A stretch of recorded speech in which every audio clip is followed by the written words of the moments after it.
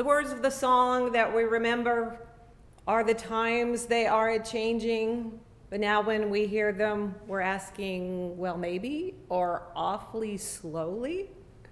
The last time the Capitol building in the U.S. was closed to the public and surrounded by the National Guard, it was the day that Martin Luther King Jr. was killed. Now, 53 years later, we are observing the Martin Luther King Jr. Day with just that scene taking place in response to white supremacist threats. Sometimes it feels like we have come a long way and like we are right back where we started. We know that our culture and our country have made progress over the years, but with progress comes resistance and backlash by those who want to hold on to an unrealistic version of the past. But we believe that the Spirit of the living God is always moving forward and expanding our capacity to love, creating and recreating and making all things new. So this season of Epiphany that we are in now is about being open to what the God of love is doing, how God is active in the world now, and what's coming next. Opening ourselves to what God is doing, what might be happening right around us. Being open to look more closely at what is going on even inside ourselves. When we are willing to do these things, we will be ready to participate in creating and redeeming and renewing this future that we share. It's a future that we share with all people, with each other, with the people that we like and the ones that we don't like. And this year, I think we have been made aware more than ever that whatever future we have, we share it with everyone else on this beautiful planet, with all nations, with all cultures, with all species of plants and animals and viruses and bacteria.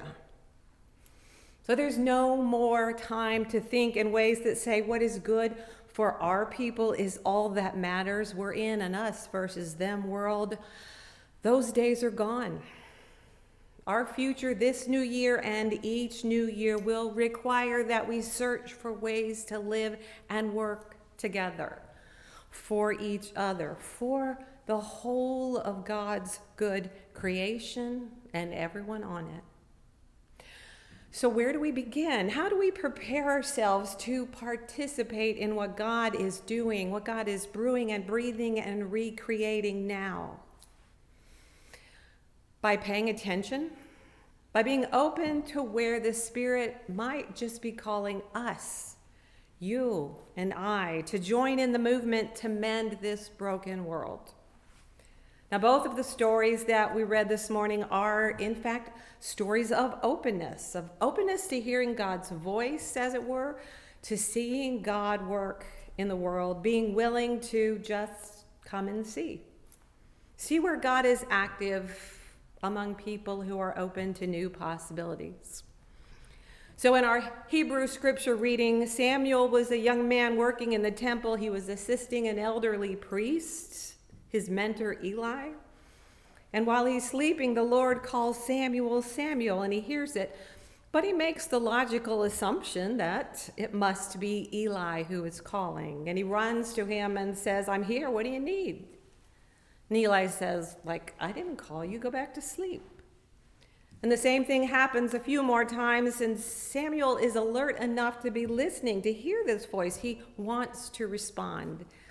And finally, Eli realizes what is happening and says, okay, one more time, if you hear this voice, then answer, speak, Lord, for I, your servant, am listening.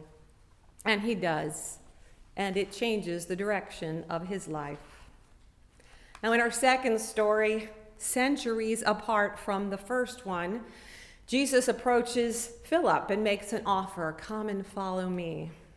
And Philip goes and finds his friend Nathanael, and he enthusiastically shares this offer. We've found the one that Moses and the prophets have been writing about. It is Jesus of Nazareth. And Nathanael, well, he starts with his own logical assumptions, much like Samuel had. His response was, really, can anything good come out of Nazareth? But Philip, who was open to new possibilities, says, just come and see. Now, Anna Yelsey points out that Nathanael's response was understandable, and it represented the feelings of his people and his time. For waiting has taught him and his people a lesson with which so many oppressed groups are intimately familiar. For Nathanael is an Israelite, a people who have been waiting for 600 years for the fulfillment of the prophecies of Isaiah and Hosea and Malachi, the coming of the Messiah, the release from oppressive rule from foreign colonizers, a restored relationship with their Creator. However, as we meet Nathanael, his people are again subjugated by the Romans with no end to their oppression in sight. He has learned the lesson indigenous peoples and enslaved descendants and so many others have learned time and time again, that hope is vital, but it's also exhausting. So maybe Nathanael also represents people who have a reason to be skeptical today. So when people of color or queer people, those with disabilities and women and so many others left waiting, ask the question, can anything good come from the church? A choice has to be made about whether we in the church will smother their questions in admonitions about tone and respect, or will we recognize the strength it took to ask in the first place, despite of generations of being let down? So Nathanael is a skeptic, but Jesus doesn't shame Nathanael for who he is. Instead, he affirms it as something of value. Jesus is celebrating this quality of having a questioning and inquisitive nature. For Nathanael was not closed off from his faith. He just had some history, some preconceived notions, some emotional baggage to overcome, and this would require openness on Jesus' part to reach out to this skeptic. And Jesus saw the good in him and offered not judgment, but affirmation, telling him, you are truly an Israelite in whom there is no deceit.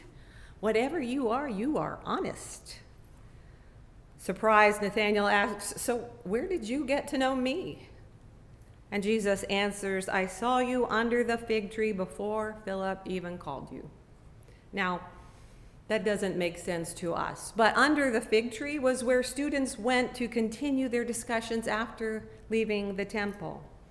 It was a bit of a catchphrase for the place that eager disciples gathered to keep on talking. Jesus had been observing him and knew that he was open to whatever God was doing in the world. I believe there's some Nathanael in each of us, because we are eager and we are hopeful and we're skeptical. We've been burned before by false hopes and false prophets claiming to know God. We may be a little jaded, and yet we don't want to give up. So how do we stay open to hearing God's call when we keep feeling disappointment, especially in those who have claimed to represent God and Christianity? How do we keep our hearts and minds open to seeing God in others, God in new people and new places? I think we continue to learn from Jesus and to learn from those who have followed his way of love. And this week, of course, remembering and learning from the Reverend Dr. Martin Luther King. Now, Martin Luther King Jr. is known as a civil rights leader, an activist, and a public speaker. But I like to remind everybody that before he was any of those things, he was a Baptist minister. The church was a central part of his formative years. Martin Luther King Jr. grew up surrounded by people of faith who lived out the scriptural call to seek justice. And he went on to study at Morehouse College and Boston University, and through those years, he refined his understanding of and his faith in God. King was committed to the God that was found in Jesus and in the prophets. He believed that God's unconditional agape love is the first law of the universe. He explains what that meant, saying, agape is love seeking to preserve and create community. Agape love is a willingness to go to any length to restore community, a willingness to forgive not 7 times, but 70 times to restore community. King believed that we live in a moral universe created by a just and loving God, but justice doesn't occur in human existence without the concerted and persistent cooperation of God's people. So Martin Luther King Jr. showed us how to follow the way of the prophets and the path of Jesus in seeking to bring about change, always through nonviolent action. He approached nonviolence as a spiritual discipline, believing that before we try to transform external circumstances, we need first to transform the hearts and the minds and the spirits of ourselves as those seeking to be agents of change. Now, we've looked at his 10 commandments of nonviolent action before, but this seems like a good time to bring that spiritual practice back again. And in his time, if you were going to be a part of that movement of building God's beloved community, you committed to following these spiritual practices. John Lewis followed these 10 commandments through his life and his ministry and his service. Number 1, the first commandment of nonviolent action is to meditate daily on the teachings and the life of Jesus. There's our source. Number 2, remember always that a nonviolent movement seeks justice and reconciliation, not victory. Number 3, walk and talk in the manner of love, for God is love. Number 4, pray daily to be used by God in order that all people might be free. And 5 comes after it, be ready to sacrifice personal wishes in order that all people might be free. Number 6, observe with both friend and foe the ordinary rules of courtesy. And today we might add even on social media. Number 7, seek to perform regular service for others and for the world. Number 8, refrain from the violence of fist or tongue or heart. Number 9, strive to be in good spiritual and bodily health. And last, always work together. The people who stormed the Capitol last week carrying flags with Jesus' name could not have been reading Jesus' teaching. They were not following Jesus' way of love. As we read the words and the actions of Jesus today and each day, we're reminded that just as there is a little bit of Nathaniel's skepticism in each of us, there is also the potential to be led astray back into the world's way of hatred and violence. So let's commit together today to follow these commandments of nonviolent faith and action. Let's commit to supporting one another and encouraging one another to listen for our call, for your call, for my call, to follow the way of love in this messy, beautiful, and broken world. But for now, let's sing.